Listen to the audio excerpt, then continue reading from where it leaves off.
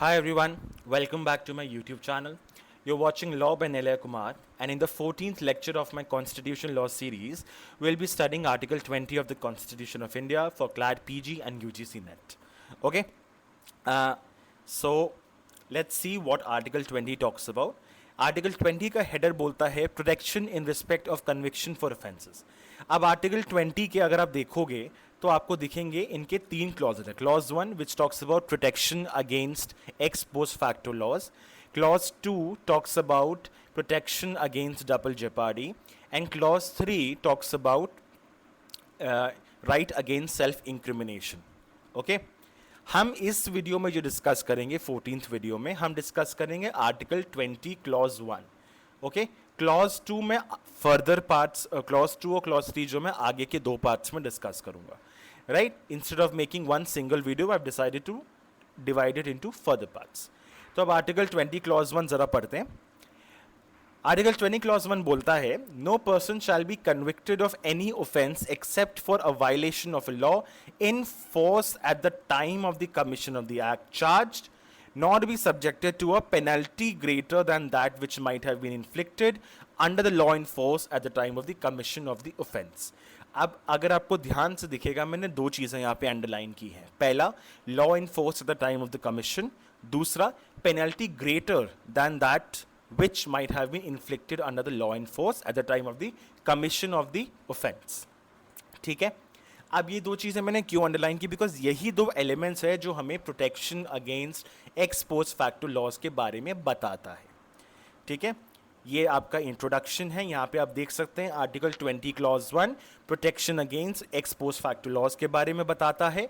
Article 20 clause 2 आपको protection against double जेपार्डी के बारे में बताता है. और आर्टिकल 20 क्लॉज 3 आपको राइट अगेंस्ट सेल्फ इंक्रिमिनेशन के बारे में बताता है. हम सारे वीडियोस में ये जो टर्म्स हैं इन टर्म्स को हम एक्सप्लोर करेंगे. इस वीडियो में मैं एक्सप्लोर करूंगा what are ex post facto laws. ठीक है, तो basically ex post facto laws को हमने बोला है it is a law which is enacted subsequent to the commission of an act और ओमिशन. क्या मतलब है इसका? मतलब मान लो आपने आज कोई एक एक्ट किया या कोई ओमिशन किया. ठीक है, अब ये एक्ट आपने आज की तारीख में, आज की तारीख है 30 जुलाई 2024, 30 जुलाई को मैं वीडियो रिकॉर्ड कर रहा हूँ. ठीक है, 30 जुलाई के दिन आपने एक ऐसा एक्ट किया जो एक्चुअली अभी ऑफेंस नहीं है, लेकिन 1 अगस्त 2024 को लेजिस्लेचर पार्लियामेंट ऑफ इंडिया एक लॉ पास करता है कि जो आपने आज एक्ट किया है वो अब ऑफेंस हो गया. नाउ द क्वेश्चन इज, क्या आपको इस एक्ट या इस ओमिशन की सज़ा मिलेगी जो आपने 30 जुलाई को किया है बट वो ऑफेंस 1 अगस्त से डिक्लेयर हुआ है? The answer is no. ठीक है, वैसे ही अगर मान लो आपने आज कोई ऑफेंस किया है जिसकी सज़ा 3 साल है, लेकिन 2 दिन बाद इसकी सज़ा बढ़ाकर 7 साल कर दी जाती है, तो क्योंकि ये ग्रेटर पनिशमेंट है, ये एक ऐसा लॉ है जो ग्रेटर पनिशमेंट अवॉर्ड कर रहा है किसी ऑफेंस को, तो इसका भी रेट्रोस्पेक्टिव इफेक्ट एप्लीकेशन नहीं होगा. ठीक है, अब दो चीज़ें पहले हमें समझनी है यहाँ पे. एक होता है रेट्रोस्पेक्टिव इफेक्ट, ठीक है, दूसरा होता है प्रोस्पेक्टिव इफेक्ट. ठीक है, रेट्रोस्पेक्टिव इफेक्ट का मतलब होता है राइट फ्रॉम द बिगिनिंग. मतलब लॉ अगर 1 अगस्त को आ रहा है, this would be applicable on those incidents also which has happened before 1 अगस्त 2024. ठीक है, लेकिन प्रोस्पेक्टिव इफेक्ट का मतलब होता है कि जिस दिन से लॉ पास हो रहा है या जिस दिन वो लॉ नोटिफाई हो रहा है बाय द सेंट्रल गवर्नमेंट और the state government as the case may be, ठीक है, उस दिन से उसका इफेक्ट चालू हो रहा है, उसको हम बोलते हैं प्रोस्पेक्टिव इफेक्ट. दो तरीके से लॉज यूजुअली होते हैं. आर्टिकल 20 क्लॉज 1 हमें एक्स पोस्ट फैक्टो लॉज के बारे में बता रहा है. मतलब ऐसे लॉज जो कि ex post facto laws basically 3 तरीके के होते हैं. पहला होता है कोई ऐसा लॉ बनाया गया जिसके कारण किसी एक्ट या ओमिशन को आज से, जिस दिन लॉ बना है उस दिन से उसको एक ऑफेंस डिक्लेयर कर दिया गया. इसका बेस्ट एग्जांपल है section 354A of IPC, that is sexual harassment. Sexual harassment 2013 के पहले ऑफेंस नहीं हुआ करता था, लेकिन अब 2013 के बाद वो ऑफेंस हो गया है. ठीक है, तो ये एक ऐसा एग्जाम्पल है 354A ऑफ आईपीसी, जो कि आपको basically law is declaring an act और an omission as an offence which was not earlier an offence. ठीक है. दूसरा, a law which enhances the punishment of an offence. Ex post facto law ऐसा भी हो सकता है, मैंने जैसे अभी एग्जाम्पल दिया आपको, किसी ऑफेंस का पनिशमेंट आज 3 साल है, अगली बार उसको 7 साल कर दिया गया हो. ठीक है. तीसरा, law prescribes a different procedure for the prosecution of an offense. Basically procedural changes आ रहे हैं. ठीक है. तो अगर आप ध्यान से देखो, ये जो पहले के दो हैं ये substantive changes हैं. These are substantive amendments, right? लेकिन ये जो लास्ट वाला जो है, this is completely procedural in nature. ठीक है. तो Article 20 clause 1 deals with only the first two kinds of laws, that is law which declares an act or omission as an offense and law which enhances the punishment for an offense. ठीक है. ये जो तीसरा वाला है इस पे Article 20 clause 1 apply नहीं होता है. अब आपको मैंने एक्स पोस्ट फैक्टो लॉज का मीनिंग समझा दिया. अब protection against ex post facto laws क्या, अब ये समझते हैं. बेसिकली ये है कि आपने आज कोई एक्ट किया, ठीक है, आपने 30 जुलाई को आपने कोई एक्ट किया जो कि अभी ऑफेंस नहीं है, जैसा सेक्सुअल हैरेसमेंट. ठीक है. 2013 के बाद सेक्सुअल हैरेसमेंट का लॉ इंट्रोड्यूस किया गया, सेक्शन 354A ऑफ आईपीसी. ठीक है. तो आपने 2012 में अगर कोई एक्ट किया है और 2013 में लॉ आ रहा है, तो आर्टिकल 20 क्लॉज 1 के तहत आप उस ऑफेंस के लिए, मतलब सेक्सुअल हैरेसमेंट के लिए आप प्रोसिक्यूट नहीं किए जा सकते. बिकॉज आर्टिकल 20 क्लॉज 1 बोलता है, no person shall be convicted of any offence except for violation of law in force at the time of the commission of the act charge as an offence.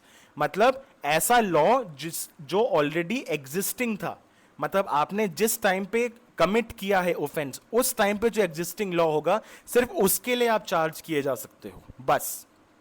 ठीक है. अब इसकी दूसरी line पढ़ोगे. अब मैंने आपको शुरुआत में बोला था, मैंने दो चीजें अंडरलाइन की, एक at the time of the commission of the offence, दूसरा subjected to a penalty greater than that which might have been inflicted. Right. अब ये पेनल्टी ग्रेटर वाला क्या है, 3 से 7 साल बढ़ा दी गई पनिशमेंट, लेकिन आपको उसके लिए 7 साल की पनिशमेंट नहीं मिलेगी. मान लो सेक्सुअल हैरेसमेंट 2013 में आया, ठीक है, 2015 में उसका पनिशमेंट बढ़ा दिया गया 7 ईयर्स तक. आपने सेक्सुअल हैरेसमेंट का ऑफेंस किया 2014 में, क्या आप 2016 के लॉ के हिसाब से, या जो भी 2015 था उसके लॉ के हिसाब से आपको क्या 7 साल की सजा मिल सकती है maximum? The answer is no, because article 20 clause 1 says so, protection against ex post facto laws. I hope आपको अब समझ में आ गया हो. ठीक है. Article 20 clause 1 prevents the retrospective operation of any subsequent law which declares a new offense or enhances the punishment. ठीक है. जो सारी बातें मैंने बोली हैं वही सारी बातें मैंने यहाँ पे अभी स्लाइड में लिखी हुई है. If an act was not an offense at the time of the commission, at the time when it was committed, it cannot be an offense at the date of its commission, because उस समय वैसा कोई law exist ही नहीं करता था कि वो उस एक्ट या ओमिशन को क्राइम डिक्लेयर करे, ऑफेंस डिक्लेयर करे. ठीक है. एग्जाम्पल मैंने 354A का आपको यहाँ पे भी दे दिया है. आर्टिकल, अब ये देखो एक बहुत इंटरेस्टिंग चीज है, article 20 clause 1 does not apply to new interpretation of a provision of law as these interpretations do not create any offence. कहने का मतलब ये है, अगर जुडिशरी का काम क्या होता है, there are 3 organs of the state, judiciary, executive, legislature. Judiciary का काम होता है interpretation of statutes and the constitution of India. किसी भी स्टैट्यूट को इंटरप्रेट करते हुए अगर जुडिशरी किसी भी सेक्शन को ले, मान लो सेक्शन 300 ऑफ आईपीसी को वो इंटरप्रेट करती है, ठीक है, तो क्या that would be treated as new law as per ex post facto laws? The answer is no. तो अगर इंटरप्रिटेशन के थ्रू आपको कोई पनिशमेंट मिल रही है, ठीक है, तो वो that would not be treated as a new law. It is not a new offence, it was already there, statute पहले ही था, उसका इंटरप्रिटेशन अभी दिया गया. ठीक है. अब 2 केसेस हैं, एक है Kedarnath versus union of India और Ratanlal versus state of Punjab. दोनों बहुत लैंडमार्क केसेस हैं. Kedarnath versus union of India में बेसिकली यही बोला गया, जो इतनी देर से मैं आपको समझा रहा हूं, that when an act is declared as a criminal offence and it provides penalty for the same, it is always prospective in nature and it can not be applied retrospectively. Again वही term, prospective in nature and retrospective. Retrospective मतलब from day 1, prospective मतलब जिस दिन law notify हुआ है उस दिन से चालू होगा. ठीक है. इसके बाद Ratanlal versus state of Punjab का केस है, ये 1965 का केस है। ये बेसिकली है प्रोबेशन ऑफ ऑफेंडर्स एक्ट का केस। 1958 में प्रोबेशन ऑफ ऑफेंडर्स एक्ट आया था। इस केस में क्या हुआ था कि एक 16 साल का लड़का था, वो गुड़गांव में उसने कोई ऑफेंस किया था। 1962 के में गुड़गांव में प्रोबेशन ऑफ ऑफेंडर्स एक्ट जो है वो अप्लाइड नहीं था, वहाँ पे नोटिफाई नहीं किया गया था। क्रिमिनल लॉ कॉन्करेंट लिस्ट में आता है, मतलब दोनों के पास पावर है, स्टेट के पास भी है और सेंट्रल गवर्नमेंट के पास भी है, ठीक है। प्रोबेशन ऑफ ऑफेंडर्स एक्ट 1958 में वहां पे नहीं नोटिफाई किया गया था, बाद में नोटिफाई किया गया था। मतलब मान लो 62 में ऑफेंस हुआ, 65 में नोटिफाई किया गया, ठीक है। मतलब एक एग्जांपल दे रहा हूँ, एग्जैक्ट फैक्ट्स क्या है वो मुझे भी नहीं याद है, ठीक है। बट यहाँ पे ये मान लो कि ऑफेंस पहले हुआ और प्रोबेशन ऑफेंडर्स एक्ट नोटिफाई बाद में हुआ, ठीक है। अब प्रोबेशन ऑफ ऑफेंडर्स एक्ट जो है वो बेसिकली अक्यूज को एक बेनिफिट दे रहा है कि जो यंगस्टर्स होते हैं, जो अंडर 18 ईयर्स ऑफ एज होते हैं, उनको प्रोबेशन का एक ऑप्शन मिलता है जिसमें बेसिकली दे कैन अवॉइड, क्या बोलते हैं, they can avoid jail time, right. तो वो चीज़ है।